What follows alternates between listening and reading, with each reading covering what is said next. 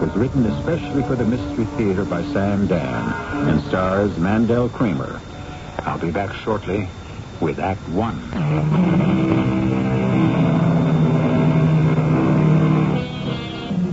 The helicopter hovers over the nightmare landscape.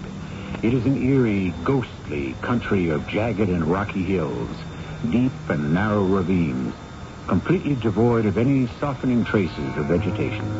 On the map, it is called the Valley of the Dead, although it has been years, perhaps centuries, since any living thing died here. Suddenly, the helicopter zooms downward swiftly. That's Chadwick on base. Base?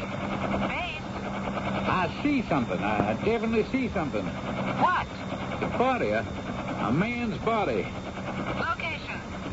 It could be Professor Davis. Where are you? Coordinates 18 and 67. Landmark? A high, rocky, flat-topped hill. Hey, I think he's alive. He can't be alive. I see a place where I think I can sit down. Chadwick, be careful. I'm always careful. Wait for help. What do I need help for? It could be dangerous. What could happen? Chadwick? Come in, Chadwick. Yeah, what do you want? Are you on the ground? Well, sure I'm on the ground. And listen, he's alive. What? Well, just barely. I'm going to get him on board. How? What do you mean, how? I'm just going to pick him up and... Pick him up? The man weighs 250 pounds. You're kidding. He's just skin and bones. I can practically carry him with one hand. Well, then it isn't Professor Davis. Sure, it's Professor Davis. I recognize him from his picture. He's only been gone 8 days. How could he lose all that weight? What do you want me to tell you? Just let me get him into the helicopter and up in the air.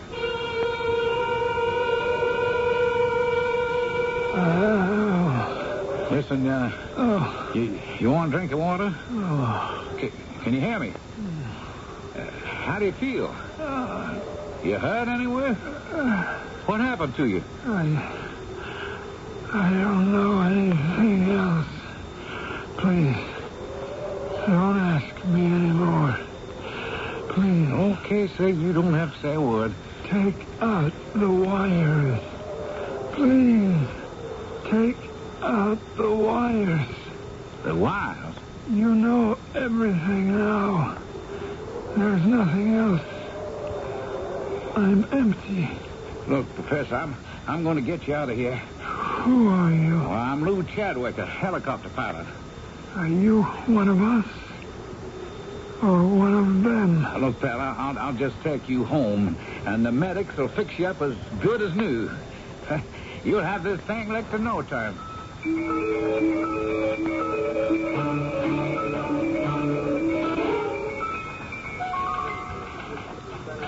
Roy, what do you want? Charlie, I think I can solve your problem. How can you solve any of my problems? You can't even solve your own. To show you what a good buddy I am. I mean it.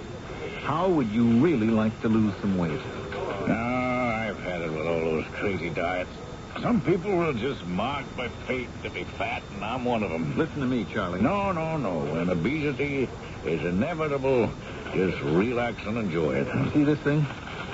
Just come over the wire. Roy, will you get out of here? I've still got to make up the front page. Charlie, out west someplace, a guy dropped 125 pounds 8 days. Take off, will you, Roy? It's on the level. Roy, beat it. Alfred Humphrey Davis, professor of anthropology at Southwest University. Roy. This is a legit guy. This is one of your prestige colleges. Now listen to me, will you? You got just 30 seconds. He goes out into this place called the Valley of the Dead.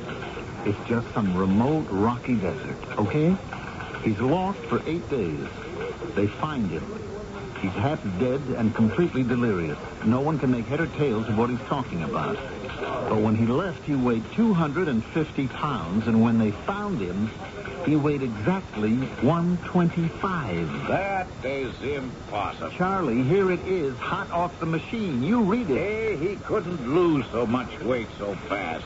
He'd have to be dead. But see, here it is. You're dealing with A, highly respected professor who has written scholarly books, B, he is at present a patient at Southwest General, a very legitimate hospital. Now let me go out there and run it down, will you? I can't send you clean across the country every time you want to get away from your wife. You forget I'm divorced. Besides, I'm doing it for you, Charlie. You know, maybe he's developed some new kind of diet and he overdid it. But you don't have to drop 125 pounds. Half of that will do you. Let me see that item, will you? Okay. All right, now that you've got my attention, Roy, what do you really think? And of course, you always have to be on the lookout for a scam. I agree, but what? First, how do we know that it's the same guy? Maybe he was killed by someone that he met in the desert who took his papers. This could have been a small, slight, slender person. Who also happened to look exactly like him. Look, I'm playing devil's advocate here. But if positive identification like fingerprints or dental charts check out, then we have got us one fantastic story here. Yeah, one fantastic diet. Okay, go to the cashier and draw some money. I thought you'd see it.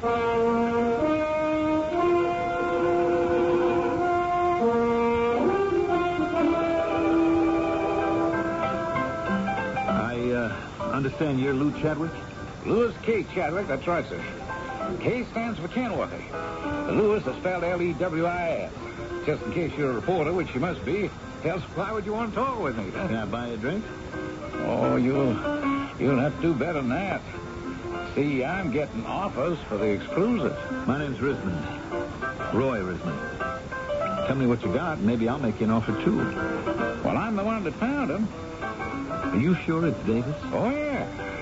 He was with Army Intelligence a couple of wars ago. The idea is positive all the way. So? Well, so there he was on the rocks, what was left of him, delirious. What was he saying? Oh, it was crazy. He said to me, are you one of us or one of them? Them? And he kept begging me to take out the wires. What wires? Sure beats me. He also said, I don't know anything. He didn't know anything about what? Well, you got me there, too. What else? Well, now, you want me to fill it in and round it out. You're going to have to make me an offer. I'll get back to you.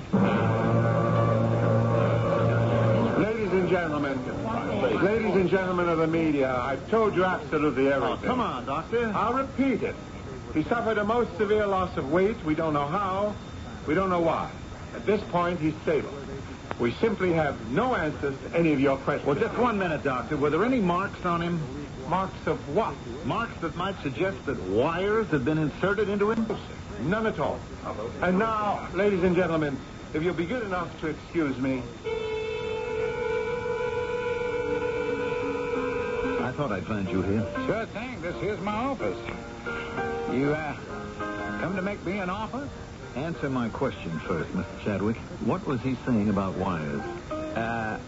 Wires? Yeah, you were telling me he kept saying, please take out the wires. Oh, no, I don't know anything about that. Wait a minute. You mean we weren't standing here last night and you didn't say? I don't remember saying anything about wires. Why would I say anything about wires? Oh, sure. Must have been your imagination. Mm-hmm. Who got to you, Chadwick? And why? Charlie, did you get my story? Yeah, I got your alleged story. What does that mean? Roy, you can't send me stuff like this. Cover up at the Valley of the Dead. What facts are the authorities trying to suppress and so forth and so on? Charlie, it's true. For all I know, it might be.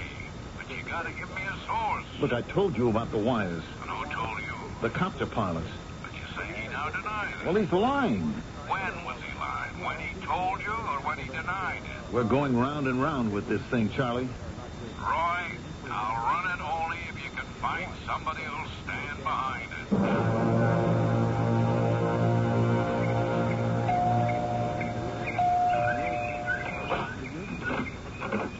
Miss Polly Harris? Yes? May I come in? That depends. On what? Who you are and what you want. My name is Roy Rismond, and I'm a reporter, and I want to talk to you. About what?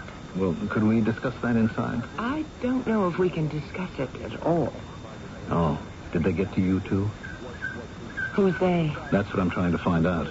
Clamp the lid on this. Who's telling you not to talk? Nobody. Now, come on, Polly. You're a special nurse who's been with him 8 hours at a time. What does he talk about? There are 2 other nurses who do 8-hour shifts. Why pick on me? Because you're young and you're not really bad looking. I don't know how to take that. Well, you take it for what it's worth. Oh, I know what it's worth. You see, if I were really good looking, I'd be so busy you wouldn't stand a chance. But because I'm not really bad looking, I should be grateful for this attention, and I'll be overwhelmed by your irresistible charms. Well, you said it, not me. Why don't I come in? You can always throw me out. I brought a little bottle here.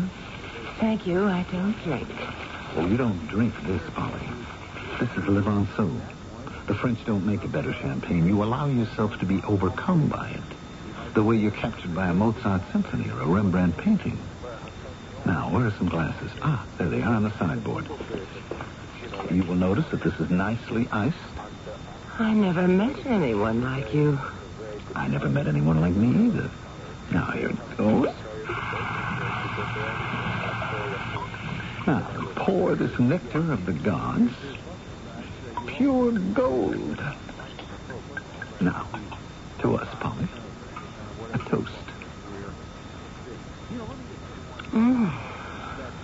Not bad. I hope to educate your taste, Polly. So why don't we relax? I'm completely relaxed, my good sir, she said. Now, about your patient. Professor Alfred Humphrey Davis, the noted anthropologist. Mr. Rismond, is that your name? Call me Roy. If you intend to seduce me, you may or may not succeed. But if your purpose is to pump me about Professor Davis, the answer is a definite, unqualified, unequivocal no. The people of this country have a right to know what happened to Professor Davis. Oh, you're not really concerned with that now, are you, Mr. Rismond? All you really want is a beat or a scoop or whatever you call it. Well, I'm a reporter. It's my job to go after the truth. I'm a nurse. It's my job to protect the welfare of my patient. But if the public finds out what happened, how will that affect his welfare? Look, you're in the clear. Tell me whatever you can tell me off the record. Off the record? That sounds so impressive. No. It means that I won't be able to print it. Well, then what good is it if it can't be printed? It'll help me make up my mind. About what? About whether or not there's really a story here. If there is, I'll get to work on it, but from another angle.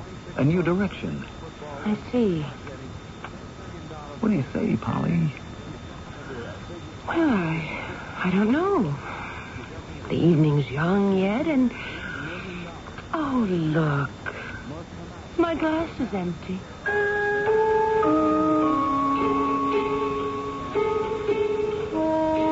Yes, the evening has hardly begun. Ah, the investigative reporter's life. What a man has to do to get a story. Somebody is obviously trying to lead somebody on. The question, which one? Or maybe they both are. There will be a great deal of this cat and mouse when we return shortly with Act 2. Hi, Pat Summerall to suggest one way to help beautify America is by renewing the beauty of your home with quality True Test paints, now value priced, during President's Day paint values at True Value hardware stores. You'll find long-wearing, soil-resistant, easy care flat wall and finish, priced at just $13.98 a gallon for most colors. And for a soft, elegant look, choose satin hue flat latex. Most colors are just $10.98 a gallon until February 21st during President's Day paint values at participating True Value hardware stores and home centers. I'm Steve Keneally. Do you know a four-letter word that means help for the needy? The word is CARE. For 35 years, CARE, the International Aid and Development Organization, has been providing food to hungry children and the means for destitute people to grow their own food and build better lives for their families. You can help because CARE is your personal answer to human needs. Please send your check or money order to CARE, Box 576, New York 10156, or local CARE office. Hello, this is Max Moran. Do you have a sight problem that prevents you from reading? I've got good news for you about Choice Magazine Listening, a free service. Every other month, Choice Magazine Listening will send you, free, on phonograph records, 8 hours of selections from leading magazines featuring writers like William Styron, Joyce Carol Oates, John McPhee, Kurt Vonnegut, Art Buchwald, many others. So if you are blind or unable to read regular print, or if you know someone with this problem, write to Listening, Box 10, Port Washington, New York, 11050. We'll also tell you how to get the special record player provided free by the Library of Congress as part of its Talking Book program. So, write Listening, Box 10, Port Washington, New York, 11050, or telephone 516-883-8280. That's 516-883-8280. A public service message on behalf of the nonprofit Lucerna Fund.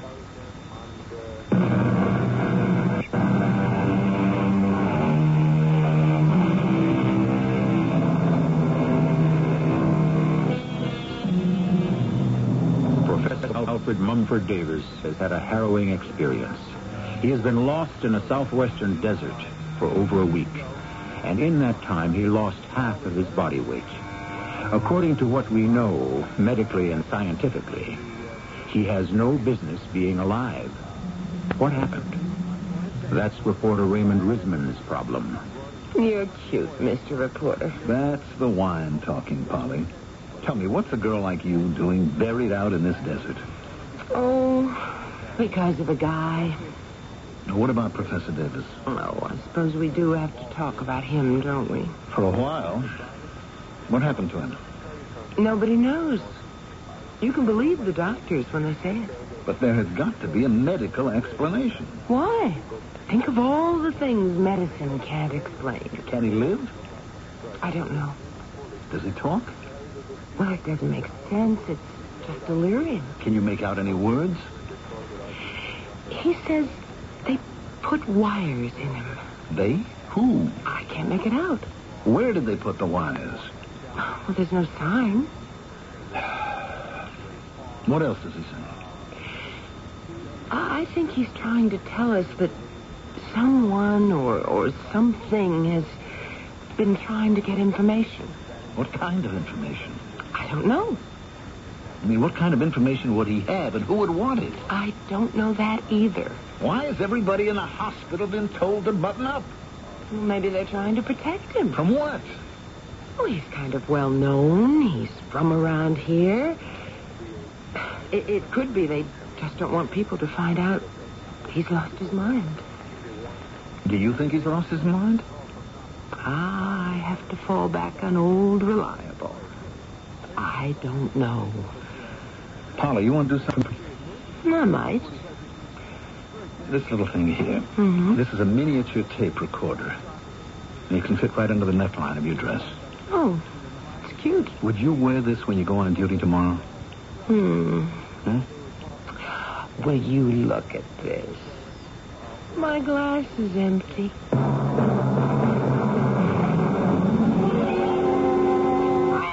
What are you doing out there except spending the paper's money? Charlie, we have some angles. Such as? First, the news blackout. Look, we've been through this. We can't prove it's a blackout. All the medics keep saying is we don't know. Why isn't that legit? Why haven't we been permitted to see the patient? That's a medical decision. You do know, of course, that he was once with Army intelligence. Now, what does that have to do with anything? Well, everything or nothing. Roy, you're reaching. The Valley of the Dead. Does that name mean anything to you? Oh, why should it? Well, it didn't mean anything to me either at first. But 30 years ago, the Armed Forces Chemical Warfare Department was looking for the most isolated spot they could find to run various experiments. Listen, you suppose you could find out what kind of experiments they were? Roy, where is all this leading? Charlie, just find out what kind of experiments.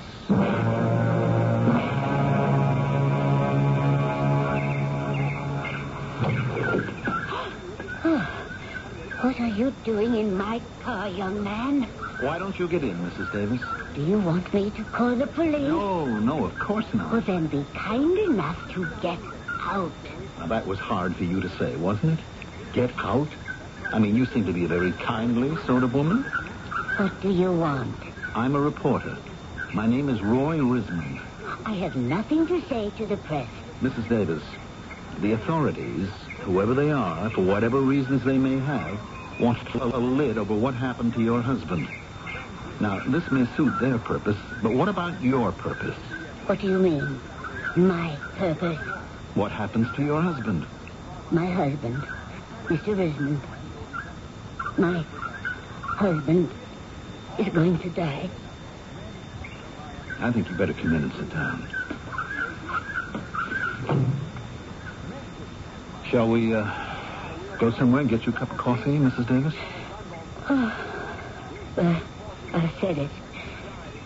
It's been in the back of my mind and on the tip of my tongue all these days. But I finally said it. He's going to die. Arlene Davis, your husband, is going to die. I'm sorry. You don't have to say anything. Why did he go off into that desolate country? To prove his theory. What theory? Can you tell me? No. Have you been told to keep quiet about it? Not at all.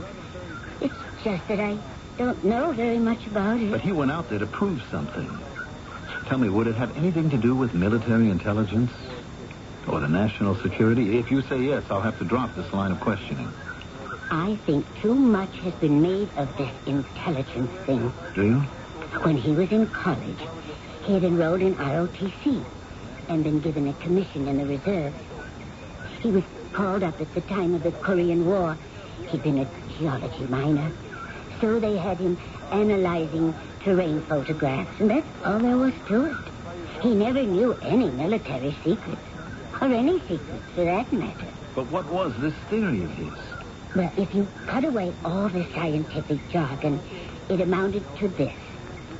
Millions of years ago, you had the age of the reptiles, the big dinosaurs and so forth. You know about that. I think so. They had enormous bodies, but tiny brains, so they were stupid. And therefore, they couldn't cope with the problems of a changing environment, and so they passed from the scene. Yes, I know that much. Well, Alfred had a theory that there was an isolated saurian species that developed a brain that was in proportion to its body, that it had survived and was alive today, somewhere in the Valley of the Dead. On what evidence? Well, I don't know. It's all mathematics and scientific formula and whatnot. But that's the theory. His colleagues, people he respected, all rejected it. It affected him physically. He became so frustrated, he turned to food. Normally, he was quite slender. He weighed about 130. But he ballooned up to over 250.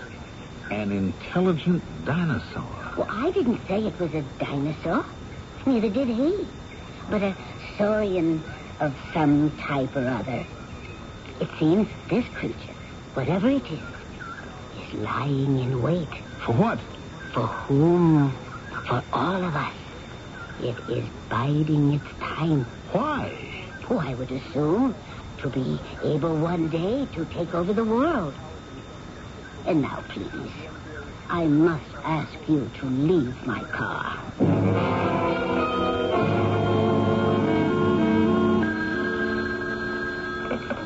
Room 218, Miss Harris. Yes, Doctor.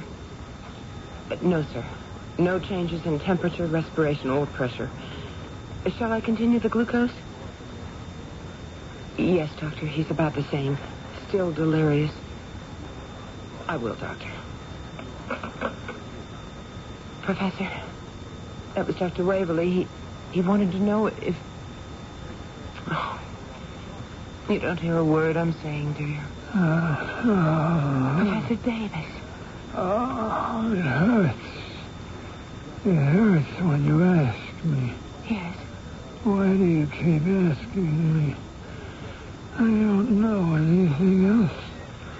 I don't. No, not the wires. Please. Professor, go ahead, Professor. What are you trying to do to me?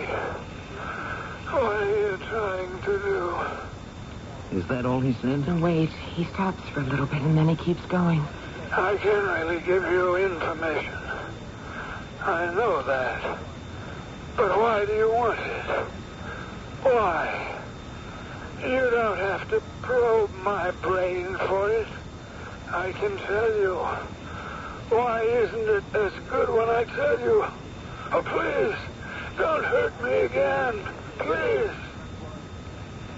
Is that all he said today? No, but from here it really gets crazy. You can't. We'll stop you. We'll find a way. No, I won't help you. I don't care what you do to me. I won't help you. What are you? Nothing but an overgrown snake with legs.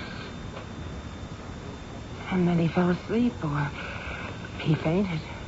It's hard to tell which. That's all he said? Well, I went off shift. Oh, poor old man. What good does all this do? I don't know. What do you make of it? Wish I knew. Could you do it again tomorrow? If he's alive. My name is Alfred Humphrey Davis. I have a Ph.D. in anthropology. I'm also a geologist, a botanist, and a biologist.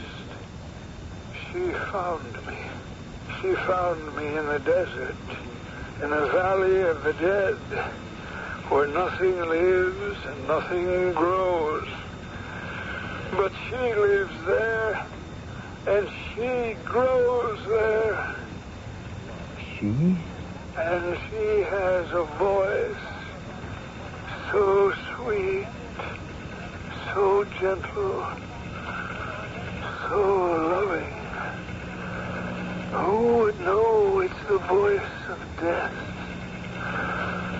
Such a voice like the sirens had who lured the sailors to their doom on the rocks. Her voice. I died for that voice. I opened my soul and my mind. I let her use the wires. I let her. Well, that's today's edition. I see. What do you see? Whatever it was real enough for him, and maybe... Yes, maybe. Maybe it's real enough for anybody. You believe him? There's something out there. Oh, yeah. I'll tell you what. Many years ago, they say, the Indians who lived here buried those people who had led evil lives out there. So their spirits would be isolated and wouldn't come back home to haunt honest folk. Tell me what you think of this. Me? Oh, what do I know? I'm just some dumb hick of a nurse who let this big city reporter sweet-talk her into doing this crazy thing. Do you think there's anything to what he's saying? Yes, I do. So do I. You know what that means? I have to go out there. Out there? Where they found him? The same spot. But you saw what happened to him. That doesn't mean that it has to happen to me.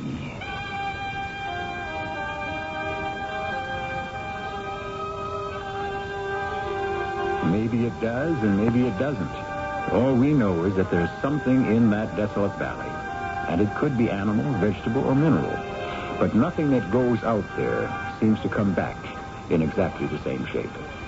I shall come back with the third act shortly. Now that the world is learning how to conserve energy, the demand for oil is cooling off. According to a recent article in the Wall Street Journal, this trend is likely to continue and could result in stable prices and adequate supplies for some time to come. So have a pencil ready for an important offer from the Journal that can help keep you informed of news like this happening anywhere in business that could affect your future and your company's future.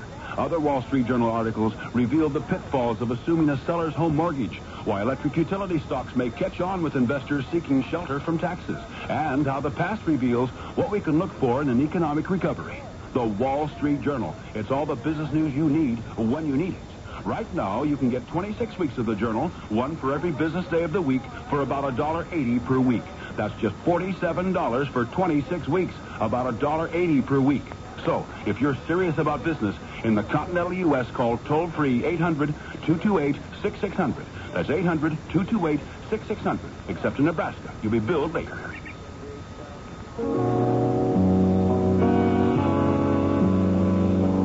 Hello, this is Richard Thomas. The March of Dimes saves babies. Babies born too small, too soon, with tiny, frail bodies that could fit into the palm of your hand. 10 years ago, they might have died. But medical science has made giant strides since then. Science supported by the March of Dimes. Today, high-risk babies are tended lovingly in intensive care nurseries equipped with the most sophisticated machines that monitor every life sign. The March of Dimes helps equip these life-saving nurseries. They also support transport services for high-risk pregnant women so that they can have their babies at hospitals ready to handle any complicated emergency. The March of Dimes supports prenatal care clinics so that every mother-to-be may get the kind of care before birth that would increase her chances of having a healthy baby. Yes, the March of Dimes saves babies, and you can help. Please give to the March of Dimes.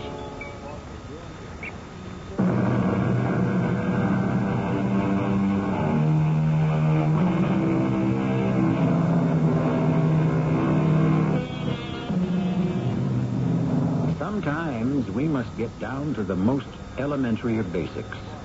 Are there sharks in the water? Someone has to go in and find out. Is the mushroom poisonous? Someone has to taste it. Will the bridge hold our weight? Someone has to venture across it. Especially if the satisfaction of his curiosity is what he does to earn his living. But you can't go out there where they found the professor. I have to. Why? I don't think I can explain. Well, then it doesn't make sense. Oh, it does to me.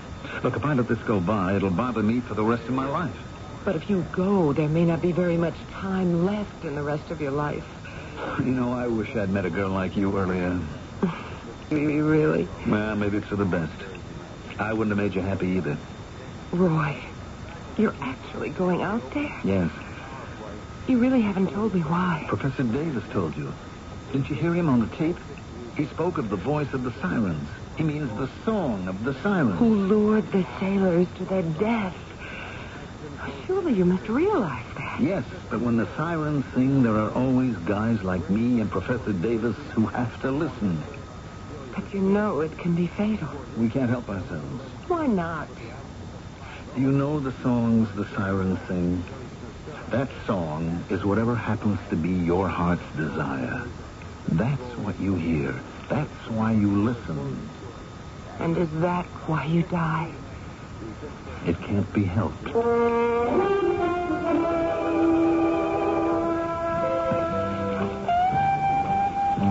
right. Charlie, what are you doing here? Oh, I thought I'd come out and see for myself. See what? Well, now, there's a million angles to this story. But the one I like best is the weight loss. Oh, yes, you would. You been able to figure that out? I think so. What kind of diet was it? Well, I believe you could call it the fulfillment diet. Somehow the word fulfill and diet just don't seem to go together. Ah, but they do. In essence, fulfilled people don't need diet. All right. Just tell me what you're supposed to eat. It has nothing to do with eating. Roy. Look, the man weighed about 130 normally. Well, that's me, too. College, I only weighed 135, 140. Look at me now. He was carrying an extra 125 pounds worth of bitterness and frustration. And suddenly, he was vindicated. All right, by what? How? His theory was proved correct, at least to his satisfaction. So the weight, the unneeded weight, just disappeared. Oh, just like that. Just like that. So what good does this do me? Charlie, what bitterness? What frustrations are giving you that stomach? Oh, hey, listen, I'm a perfectly happy, well-adjusted person. Sure. Well, maybe not.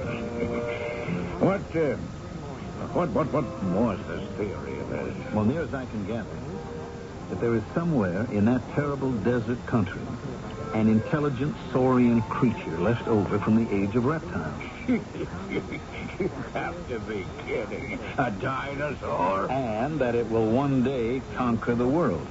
Look, Charlie, why don't I go out there and see for myself? Roy, you asked me to find out what kind of experiments chemical warfare was running in that place, right? Did you? Putting one thing together after another, it now starts to make a certain kind of sense.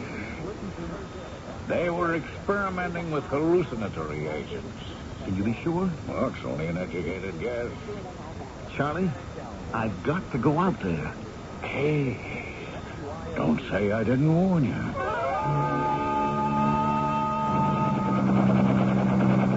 Yes, sir. Right down there's where I found him. You're sure? There's my landmark, that rocky flat-topped hill. Yes, sir, this is it. I'll just settle down.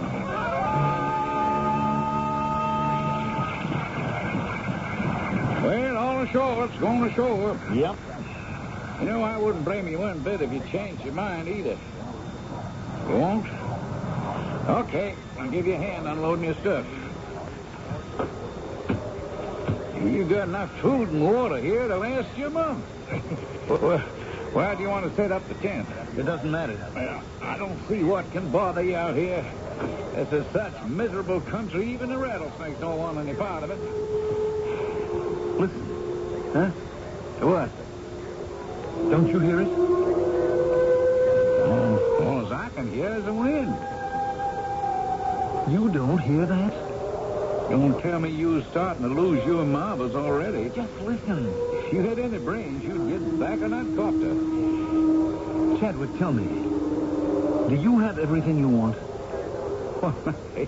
What kind of question is that? Can you answer it? Well, if I think about it, I guess I do. I mean, I like to fly this thing. I like to pick up a girl now and then. I like my boobs and a poker game once in a while. And what else? Now, as you mention it, nothing else. So you never hear the siren song? No, sir. What are they? One of those new groups? I guess I'm all unloaded. I see you brought a rifle. I don't know what you think you can do with it. Well, maybe it'll give you a sense of security. False sense, but it's better than nothing. All right, sir, this is the last chance. Are you gonna change your mind? Nope. Okay, it's your funeral. I'll come back tomorrow for you. If you're still here.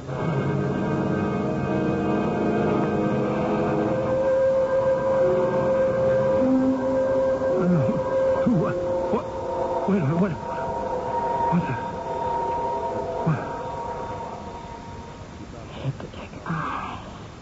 You? I must be asleep. No. I don't see anything. Look closely. No. No, get away from me. Get away. Get away. Now, why did you do that? Such a heavy rifle. Such a fierce recoil. Oh, how your shoulder must hurt. I must be dreaming. Dreaming? Why? What am I looking at? Professor Davis's dinosaur. Yes. What do you want? Why did you come out here? Because I... Why did he come out here? At first, he wouldn't tell me. And so I used the wires. The wires? I looked into his eyes, and I could see into his brain. What kind of wires? It feels as if wires are being placed inside your skull. Look into my eyes. No. Why not? Because that's how a snake hypnotizes its victim. I am not a snake. What are you? What do I look like? Professor Davis's saurian creature. That's good enough. Why do you want to conquer the world? Who said I wanted to? Professor Davis. Perhaps it was because he wanted me to do that. Why? Oh, he wouldn't admit it at first. That's why I had to use the wires. The wires? To see deep inside him, Through all his disappointments, at the bottom, I found it. It? He felt the human race had failed. And so perhaps the reptile should once again rule the world. At least we would not destroy it. That's what he believed? And so he believed that some of us survived. But you have. I see you. I hear you. And that we wait here, bide our time. And then, one day, we will rise up just as we did millions of years ago. I can't believe it. What can't you believe? That I'm here. And someone, something like you is talking to me. You'll believe it. Never. I can make you believe it. No. Not those wires. Now I can see deep into your heart. Please. Your brain, your psyche. It hurts. The truth always hurts when it's raw and exposed. That's why you keep it hidden and protected. What is your truth, Roy Rismond? What is your truth? Take away the wires. The wires. Oh, how you have battered and beaten and tortured your truth. No. It isn't a fact? Yes, it's a fact. Take away the wires. The wires are in your own mind. You take them away. What do you want from me? What do you want from yourself? Please.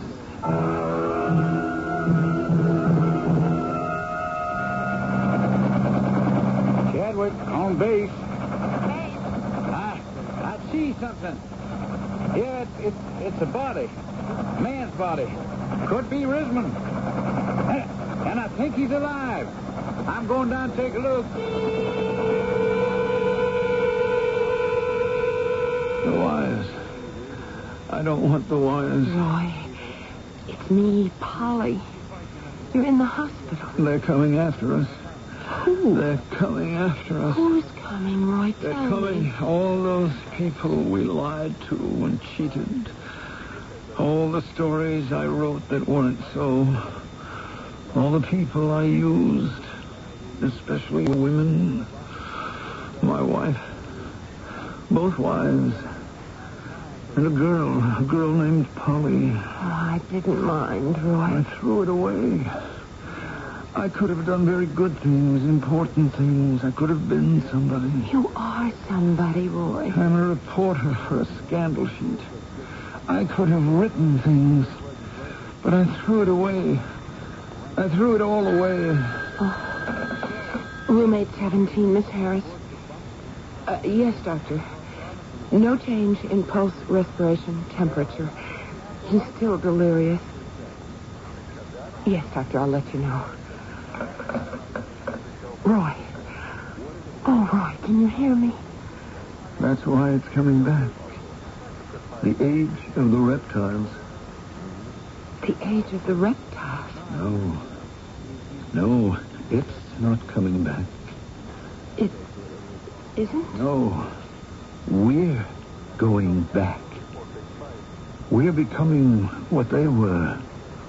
Mindless creatures, tearing away at each other. Oh, no, that isn't true, Roy. It isn't true of all of us. But of too many of us.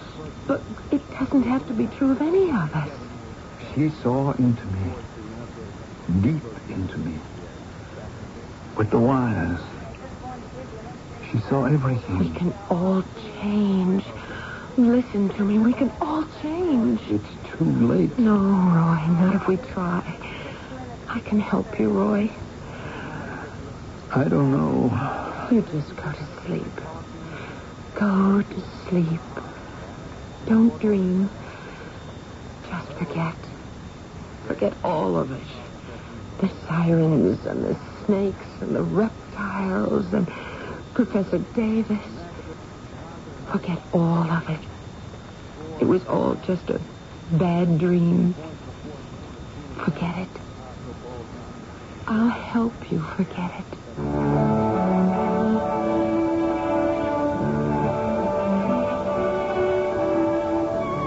And did she? Who can say? Once a man has listened to the song of the sirens, his whole life changes.